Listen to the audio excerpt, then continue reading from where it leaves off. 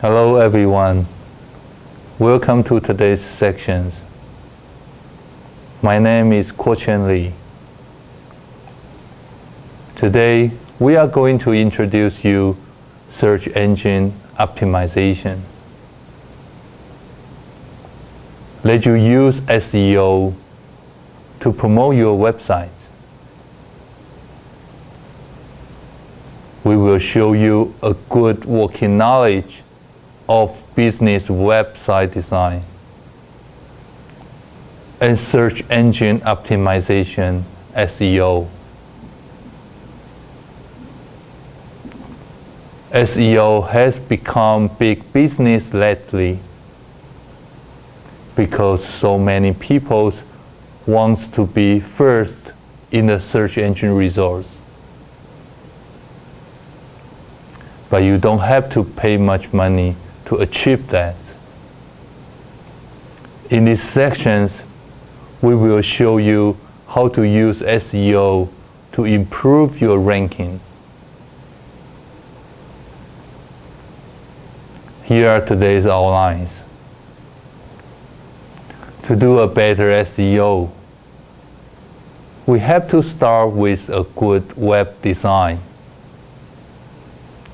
So first, we will talk about how to design a website.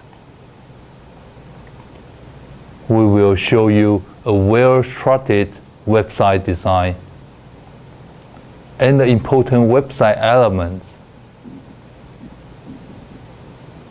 Along with that, we will discuss some business page design principles.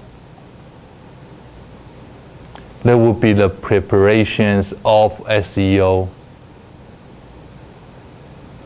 To approach the main topic, we will start with the introductions of search engine optimization.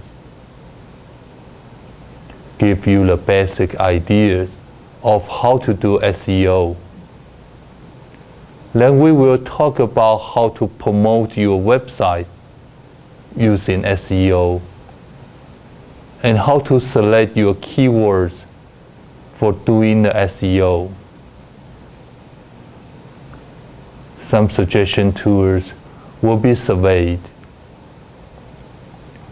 After today's sections, you should have the working knowledge of using SEO to promote your website.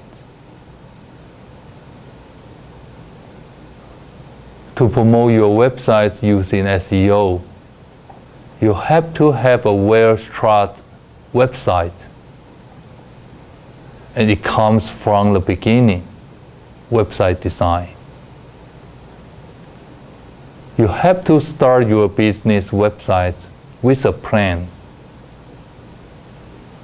If you fail to do so, you might encounter the problems of reworking on your website as it grows. And you will waste too much effort putting up terrific pages that had to be totally reworked. And business websites should focus on layout and navigations topics. We will look at in overview first.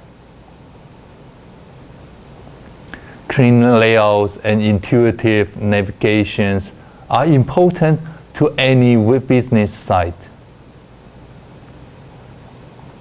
To facilitate navigations, the common way to do it is to use a menu bar of links at the bottom of every web page.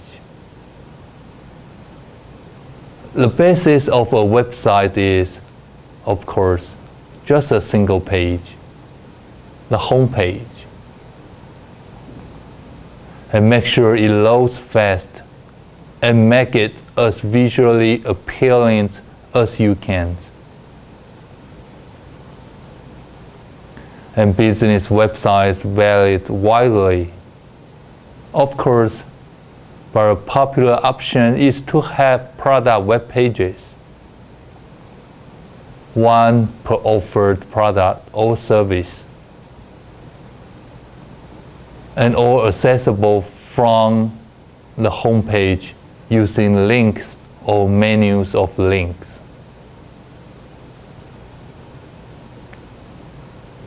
And now that you have started to give your website some structures, here's an important point.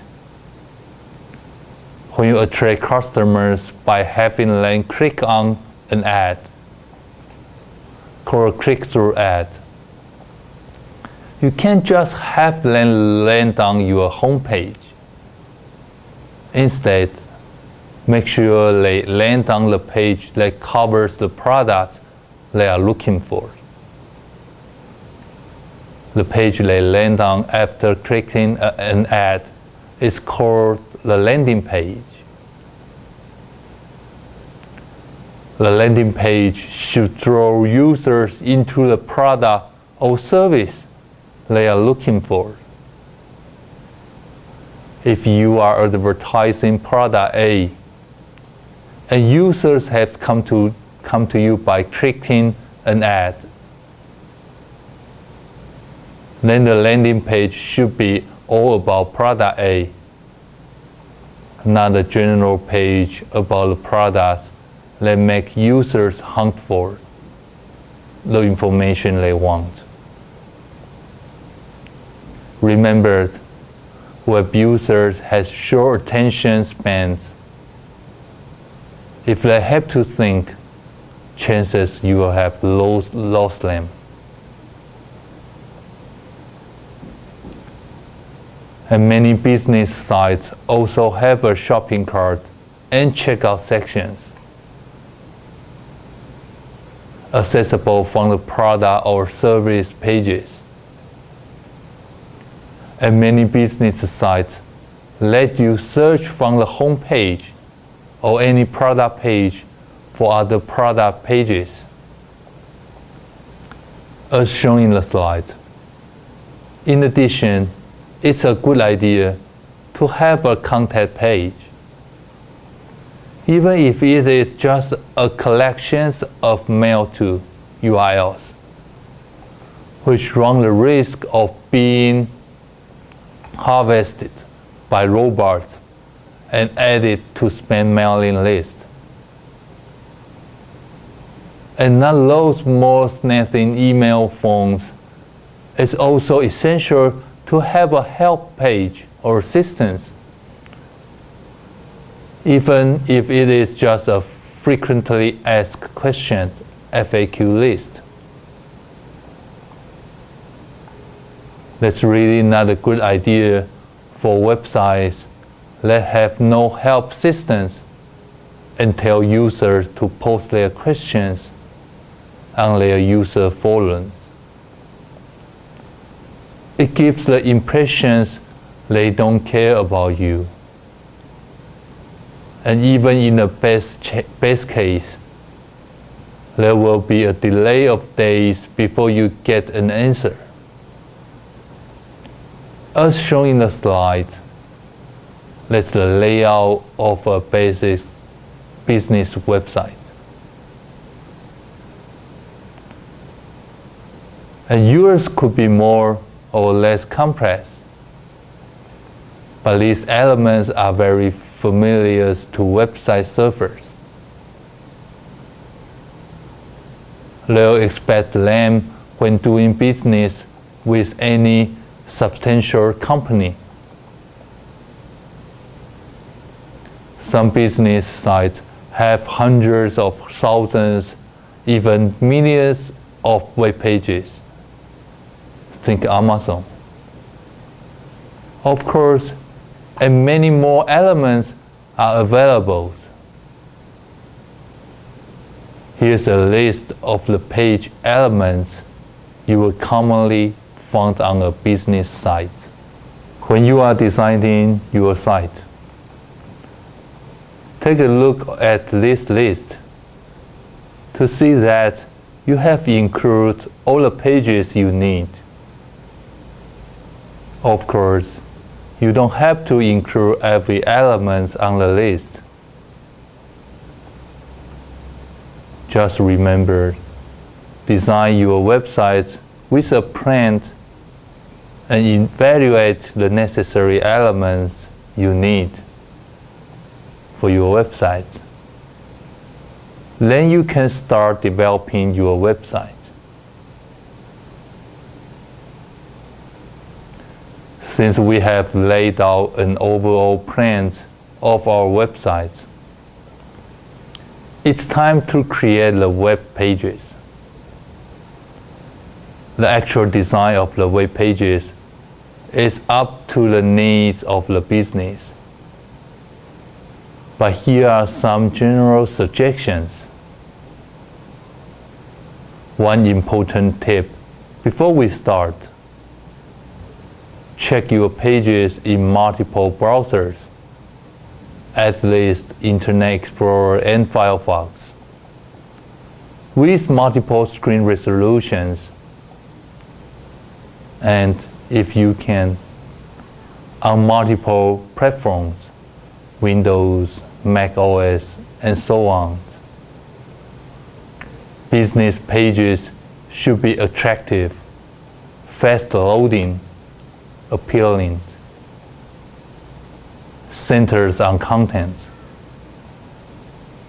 and not gimmicks,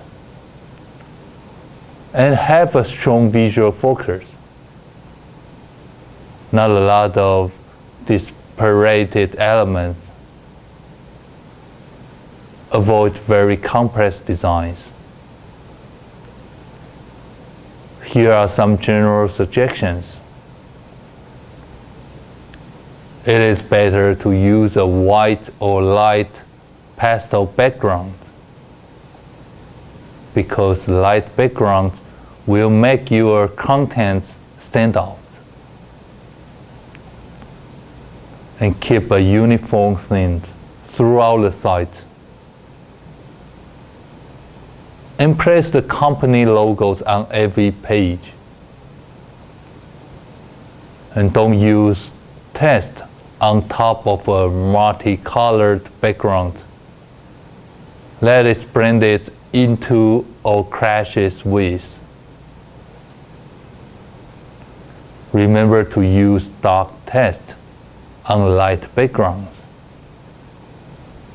which is easier on the eyes than light text on dark backgrounds.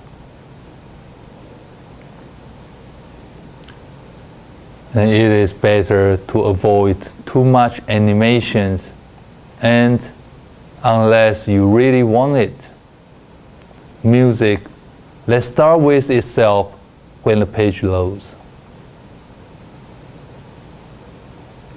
And do not use pop-ups or keep them to a minimum. Especially nowadays, the internet browsers are set to block pop-ups in default. One of the very important tips: keep image sizes small.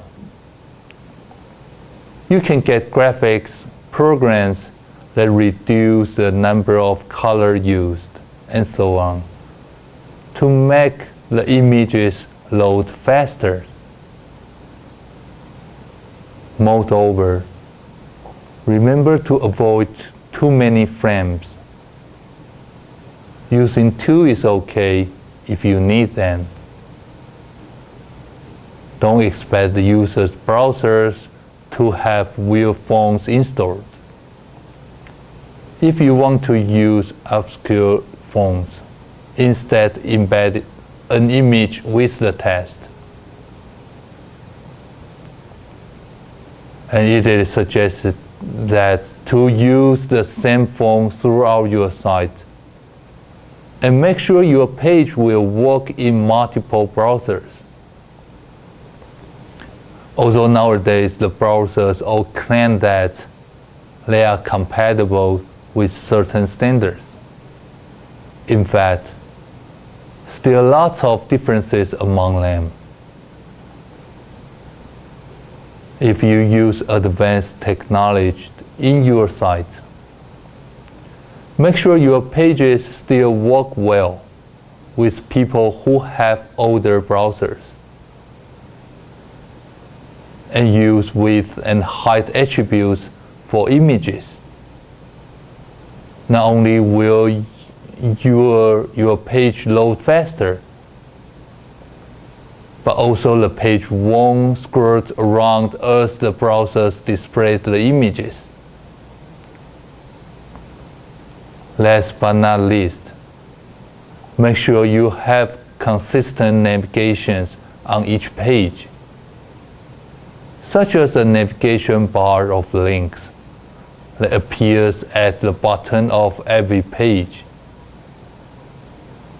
At least, have a home link or button on every page. And you might want to keep in mind the 3-click rule, which says that ideally any content on your site should only be a maximum of three clicks away. That's not always possible, but will make your site easy to navigate with no annoying, unnecessary sites. Now we will get into a topic that is very popular as well as fascinating: search engine optimization, SEO. The goal of SEO is to get your site high up in the search results of major browsers. Since about 85% of internet traffic is driven by search engine results, there's no mean topic. SEO is a fascinating subtopic of a larger fascinating topic: marketing on the internet. The internet is a crowded place, and making your business stand out can be difficult. Some businesses develop sites as an ancillary to their storefront business. And for them, standing out on the internet is not as crucial. But if your business is internet reliant, standing out becomes very important. And you have two main ways to approach standing out and driving customers to your site: advertising and SEO. Advertising, such as pay-per-click advertising, is becoming increasingly expensive.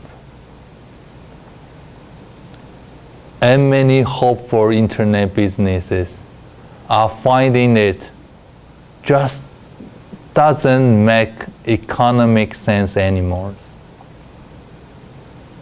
to bid for clicks on even a modestly popular keywords these days can easily cost $5 per click in Google AdWords.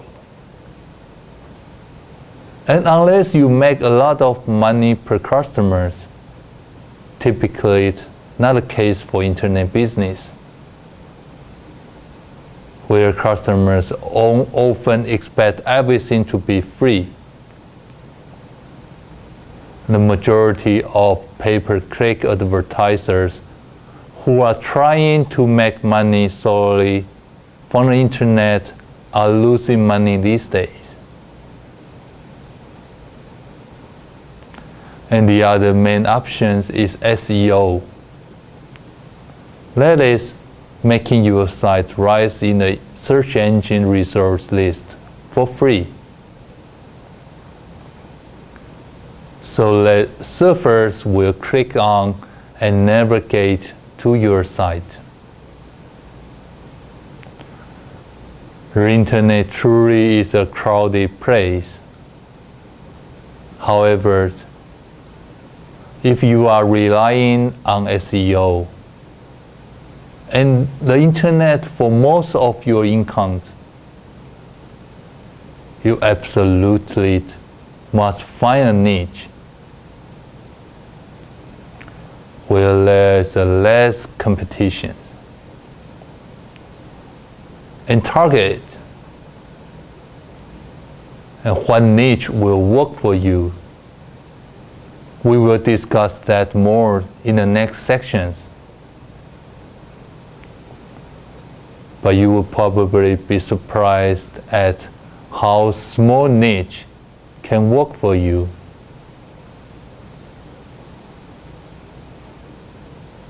SEO is all about optimizing your search rank based on a keyword or a set of keywords that the users enters into the search engines. So you can start the process with a site or a page and a keyword or a set of keywords. Then optimize your page or site for those keywords. But if you have thought about what the right keywords is for your SEO and can come up with anything, how can you find the right keywords?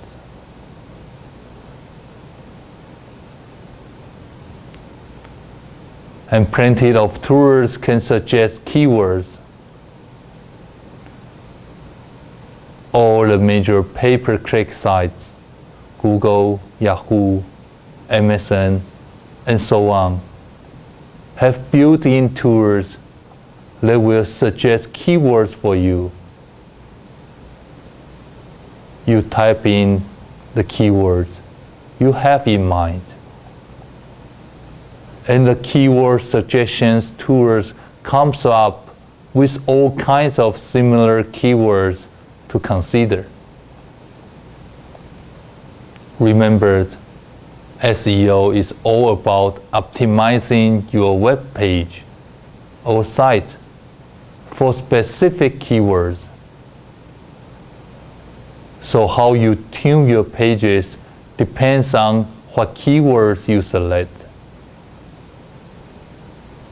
On the slide, we show you some online keyword suggestion tools. If you want to give them a try, a good keyword suggestion tools, such as Google's, will tell you what kind of search volumes you can expect to get by using given keyword. In the background, we show a demo of using Google's keyword suggestion tools to search for suggestions for the keyword pineapple. You can see how many searches were made on the keyword and Google's other suggestions as shown in the slide.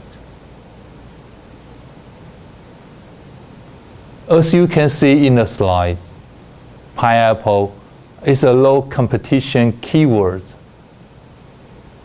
and it is good for small business to entry to the market from such keywords. Probably not too many big-time players will be competing with you to let you rise to the top in the rankings.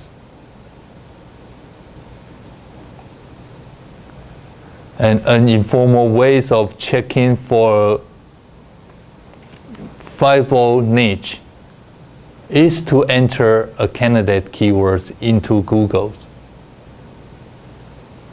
and to take a look at the number of pay ads that appears at right and on top of the search results. Pay ads are layered because people have often given up on SEO due to competition. and they want to attract your attentions, you want some pay ads. But not too many. Too many means the niche is closed. A couple pay ads are fine. Too many indicating that there's too much competition for you to make a dent on Google's unless you spend huge amounts of money per click. The amount of intense competition indicates that the keyword is not a good candidate for SEO. If you are relying on the internet as the sole source of your income, unless you make something like an average of $10 or more for every person who view your site. And you can also take a look at the desktop keyword suggestion tools, such as those from www.wordtracken.com and www.webceo.com. Keywords suggestion tools are often part of the desktop's SEO applications that we will look at later in the next sections. And this is for today's section. Thank you.